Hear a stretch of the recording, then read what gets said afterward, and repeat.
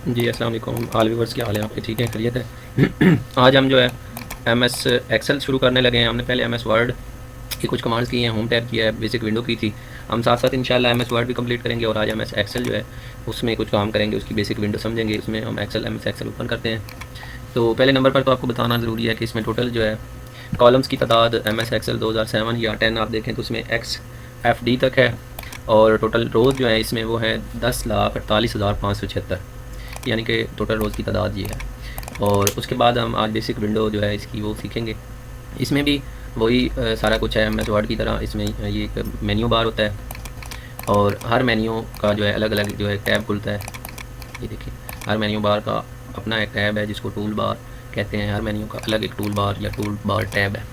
ये office button होता है और साथ ही जो है ये नंबर्स हैं, यानी आपके जो रोज़ हैं उसके नंबर्स चल रहे हैं। और ये है ऊपर कॉलम हेडिंग, यानी जो कॉलम्स हैं उनके नाम चल रहे हैं। तो एक्सेल जो है ये बहुत इंटरेस्टिंग सॉफ्टवेयर है। इसमें आप मुख्तलिफ़ किस्म की सेपरेट शीट्स बना सकते हैं, ऑफिस का रिकॉर्ड महफूज कर सकते हैं, बैंक्स का रिकॉर्ड महफूज कर सकते हैं, या मैनी अदर्स रिकॉर्ड, यानी रिकॉर्ड से रिलेटेड जो भी आपका काम है उसमें आपने कोई प्लस करना है, इक्वल करना है, या कोई फंक्शन अप्लाई करना है, आप चाहते हैं कि ऑटो जो है हमारी इसको कैलकुलेट हो जाए चीज़ें, तो उन सब को जो है मैनेज करने के लिए हम एम एस एक्सेल यूज़ करते हैं।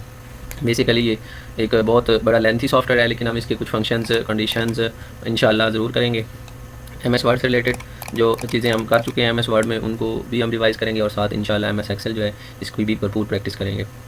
बाकी ये जूम टूल है, इससे हम जूम करते हैं, कोई भी चीज़ करीब या दूर करते हैं। स्क्रॉल बार आपको पता ही है, साइड पे स्क्रॉल बार होता है।